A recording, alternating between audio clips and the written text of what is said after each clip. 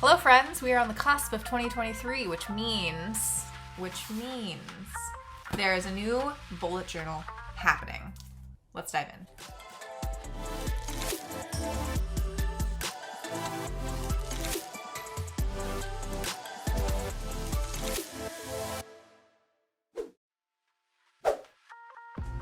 And yes, if you'd like to use the same products I have, like this paperage dotted journal, just use the links in the description down below.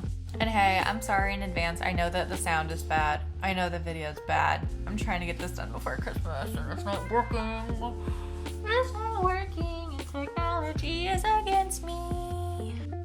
So I like to make monthly calendars that are laid out with 5x5 dot grids. This I've gotten a lot better at with practice over the years, but it's fairly simple. Just place the first 4 days of your week to the left of the midline and the next 3 days of the week on the right of the midline. Just plan it out where you're going to start, give yourself some room, and it looks pretty neat when it's all done.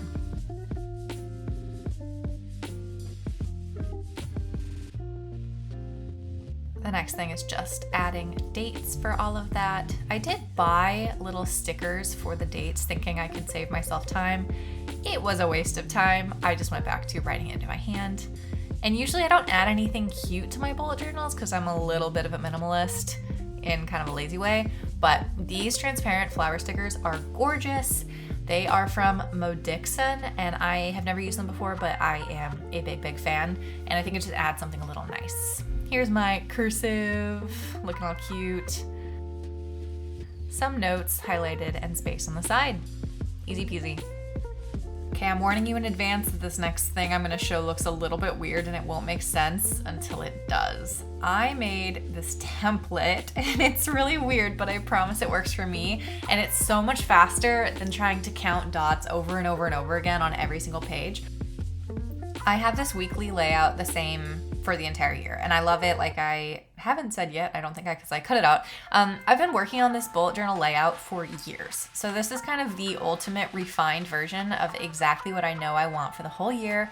I plan it out. I know how much space I need for each day. I know how much free room I want. I know how I like to write my days at the top. So it's all stupid and it's silly, but this is the ultimate final version, the final draft of my perfect week.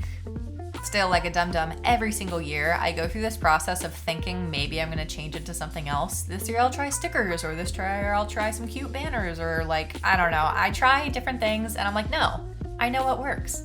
But first, let's take a second to talk about today's video sponsor, Palo. What do you get if you combine Mint, TurboTax, and QuickBooks with a self-employed spin? Something even better. Palo is the do-it-all financial toolbox that simplifies your business and personal life. Automatically find tax deductions, track mileage and time, generate accounting reports, create budgets, send invoices, and more. Plus, it's built by and for freelancers. They've even got a tax dashboard for 1099 workers coming soon. Sign up with my link in the description to try Palo for free and get your finances in order. Thanks again to Palo for sponsoring this video. Okay, so here's a mock-up from a different journal, whatever, just to show you how I actually use this in a week and every day. The first top section of the day slot is my work tasks, which I try to roughly lay out by time so that I can visually see how much time I think I'm gonna do things.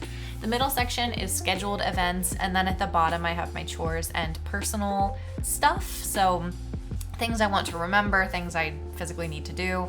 It's not that complicated. Saturday, I'll show you some actual fake fill in the gaps. I'm gonna go to the library at 4. I have family dinner at 8. I'll draw a little clock symbol for meetings and tasks that are assigned to a time. Hearts at my own discretion.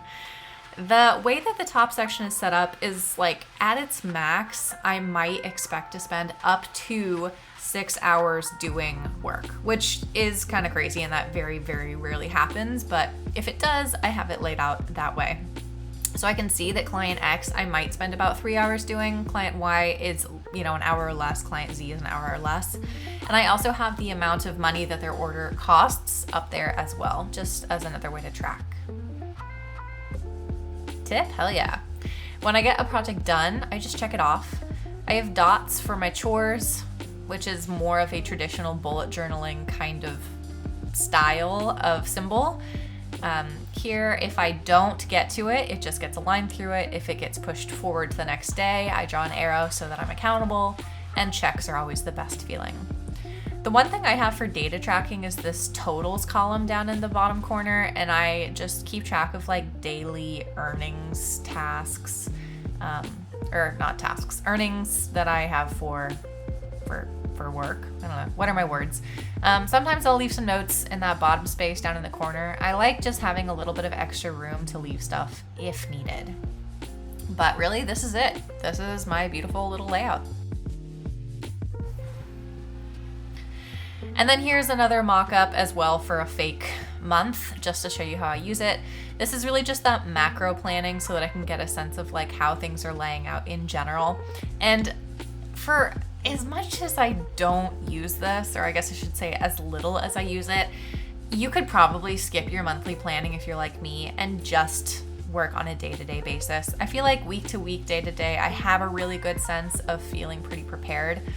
These month planners tend to be more helpful when I'm looking way into the future for like planning vacations and like this half marathon, you know, that I need to keep track of those details, and I don't really want all of those little things to be like cluttering up my week spread. So that's really the way that I use it. Like I said, the week and day-to-day is my favorite part of my bullet journal, and this right here just gives me a better sense of like planning long-term. More than anything, I think it's really pretty. I don't know.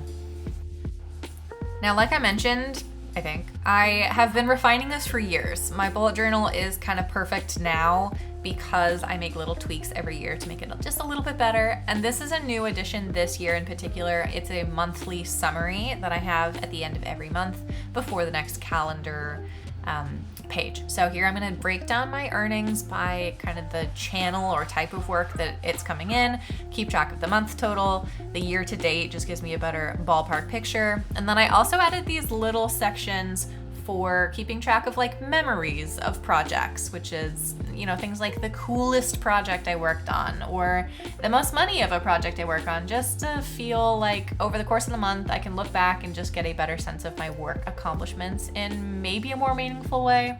I don't know if I'll keep up with it.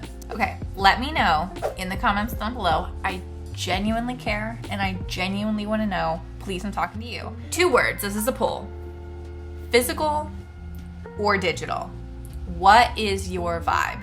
Are you much more organized when you have things all neatly laid out in a computer where you can easily drag and drop and tick and change fonts and it's all very malleable? Or do you prefer the physical sense, the permanence of actually writing something down on paper and having it stick there in your brain? Digital or physical? Please drop a comment down below and let me know because I'm genuinely so curious. I think it's fascinating how other people's brains work. I'm telling you, I want to know. If you're still watching, you are my actual hero. Thank you so much for being here and making it to the end of a surprisingly long video. I don't know how this got so long. Oh, we have to say it. It's a banger. We have to finish this episode strong. Video. We say together, you are worth more than your workload. Let's get back to work.